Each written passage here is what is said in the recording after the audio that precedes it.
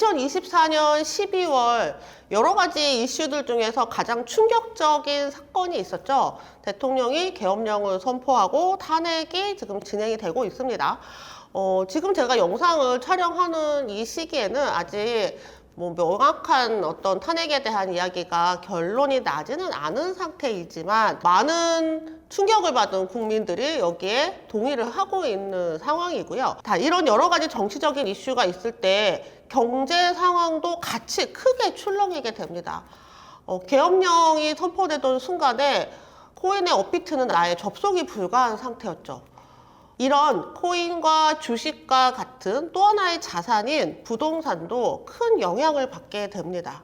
그렇다면 과거 계엄령 탄핵 시기에는 부동산에게 어떤 영향이 있었는지 한번 우리가 살펴볼 필요가 있겠어요. 그러면 어떻게 대응을 해야 되는지도 알 수 있겠죠. 자, 첫 번째, 부동산 시장이 급격하게 위축될 수 있습니다. 언제 어떻게 돈을 버느냐의 문제가 아니라 생존의 위협을 받게 되는 상황이라면 그러면 집을 사려는 사람들도 멈추게 되고 거래를 하려는 사람들도 잠시 관망을 하게 되죠. 그래서 거래가 급격하게 위축이 될 거고요. 이 불확실성이 해소되기 전까지는 거래 상황이 정상으로 돌아오지 않을 수 있습니다. 정치적, 경제적으로 불확실성이 커질 때는 항상 관망하는 사람들이 더 늘어나기 때문에 부동산 시장의 상승도 둔화되게 되는 거죠. 자, 이렇게 불확실성이 커지게 되면 시장은 더 민감하게 반응을 합니다. 어떤 상황이 벌어질지에 대해서 우리가 예측이 불가하기 때문에 뉴스나 정책 발표나 이런 액션들이 있을 때마다 굉장히 크게 출렁출렁하게 될 거예요. 지금 아마 올 겨울 내내 이런 상황이 이루어지지 않을까 싶습니다. 매도하시려는 분들은 매도가 쉽게 이루어지지 않을 수 있다. 매수를 하시려는 분들은 생각보다 굉장히 저렴하게 매수를 할 수 있는 기회가 될 수도 있습니다. 하지만 매수하려는 심리가 얼어붙었기 때문에 그래서 쉽게 거래가 이루어지지 않을 수 있습니다. 그런데 항상 이렇게 하락만 한 건 아니에요. 과거 계엄령 시기에 이렇게 많이 떨어진 어떤 토지, 이런 좋은 입지에 있는 부동산을 굉장히 저렴하게 매수할 수 있는 기회가 되기도 했거든요. 그래서 그야말로 이제 투기 수요가 붙기도 했죠. 자, 계엄령 시기에 부동산 시장이 이렇게 움직였다면 그러면 그 이후 또 우리가 탄핵이라는 시기를 겪은 적이 있어요. 박근혜 정부가 탄핵으로 인해서 하야하고 새로 문재인 정부가 들어서게 됐는데요. 우리 그때 한번 또 떠올려 볼까요? 초기에는 불확실성으로 인한 그런 관망세가 굉장히 짙어졌습니다. 언제 어떻게 될지, 이게 탄핵이 되는 건지, 촛불 들고 나가서 탄핵을 외치는 사람들과 그렇지 않은 사람들 모두 진짜 탄핵이 될 것인지에 대한 불확실성을 가지고 있었죠. 그래서 초기에는 어떻게 될지 알 수 없는 상황이었어요. 그래서 또 관망하는 그런 시기가 있었습니다. 그런데 정말 탄핵이 되고 나서 정권이 교체가 됐습니다. 정권 교체가 된 이후 기억하세요? 문재인 정부가 들어서고 나서 정말 끊임없이 규제를 내놓았거든요. 끊임없이 규제를 내놓았던 이유가 부동산 시장이 급격하게 상승을 했기 때문이에요. 불확실성이 해소되고 그동안 멈춰져 있던 매수세가 폭발을 하면서 계속 부동산 가격은 상승을 했고요. 또 그에 맞춰서 계속 끝없는 규제들이 나왔습니다.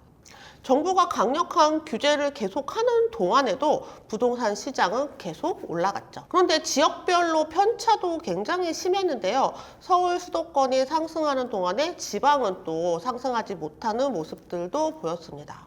그렇다면 이런 정치적인 이슈 앞에서, 이런 급격한 변화 앞에서 우리는 어떻게 하면 좋을까요? 정치적인 불확실성이 커져갈수록 사실 부동산은 굉장한 핵심 자산으로 떠오르곤 했습니다. 코인이나 주식 같은 실물이 없는 자산이 급격하게 하락에 하는 반면에 부동산과 금과 같은 실물 자산은 오히려 상승하는 모습을 보였죠. 자, 위기 상황에서 부동산은 심리적 안정을 주는 실물 자산으로 볼 수 있습니다. 또 정책 방향성을 좀 체크하셔야 돼요. 과거 박근혜 정부에서 문재인 정부로 넘어갈 때 정책 방향이 급격하게 바뀌었어요. 박근혜 정부에서는 임대사업자 해라, 뭐 여러 가지 세금 혜택을 준다 하다가 딱 정부가 넘어간 이후부터 부동산 시장이 상승을 했고 그에 맞춰서 규제가 계속 주어졌습니다. 사실 이런 탄핵 이후에 정권이 교체가 된 후 문재인 정부에서는 약간 일관되지 않은 정책들을 많이 폈기 때문에 오히려 부동산 상승이 계속 지속된 게 아닌가라는 의견들도 많거든요. 우리가 이 방향성, 정책의 방향성을 이해하는 것은 또 투자를 하는 우리 입장에서 매우 중요할 거예요. 무엇보다 심리가 굉장히 중요할 것 같아요. 모든 사람들이 떨어질 거야 라고 생각하면 그러면 부동산 떨어지거든요. 모든 사람들이 오를 거야 라고 생각하면 부동산이 오릅니다. 우리 심리 지수도 우리 종종 같이 보는데요. 이 심리 지수가 움직이는 것도 같이 보시면서 너무 불확실성과 불안정성에 집중을 해서 너무 부정적으로 보지도 마시고 반면에 이번에 기회다, 한 몫을 한다라고 너무 쉽게 투자하지도 마시고 정말 객관적으로 보시는 시선이 필요한 타이밍입니다. 자, 이런 위기 상황, 정치적 위기 상황에 우리 부동산과 경매 투자자들이 어떻게 행동을 해야 되는지 좀 정리해 드릴게요. 먼저 시장 동향을 계속 지속해 보셔야 되겠죠. 저도 지금 뉴스 계속 보고 있거든요. 온 관심이 다 뉴스에 쏟아지고 있는 상황입니다. 어떻게 변화가 될지, 어떤 급격한 변화가 일어나는지 계속 지켜보시면서 방향이 흘러가는 대로 우리가 따라가야 할 거예요. 또 하나는 현금 유동성을 좀 준비하셔야겠습니다. 가지고 있는 모든 자산을 투자해서 물건을 한 물건에 몰빵하기보다는 조금 더 좋은 기회가 올 수 있다라는 것들을 인지하시면 좋겠습니다. 특히 단기로 투자하시는 분들은 지금 현재보다 더 저렴하게 살 수 있는 기회가 되는 반면 매도가 언제 될지 약간 불확실성이 커지는 것도 사실입니다. 지금 이제 매도를 내놓으신 분들이라면 조금 마음의 여유를 가지셨으면 좋겠고요. 매수를 하시려는 분들이라면 자금 여유를 가지시면서 더 저렴하게 매수할 수 있는 기회가 될 겁니다. 가능하면 중장기적으로 투자하시는 게 조금 더 안정적이실 것 같아요.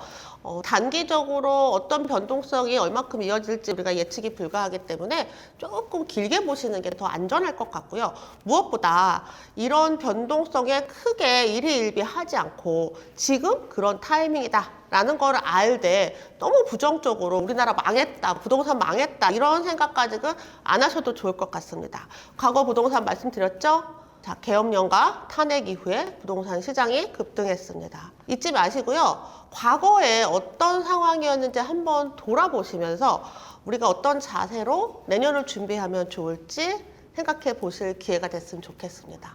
다음 영상에는 2025년 부동산과 경매 어떤 트렌드가 이어질지 계속 말씀드릴게요.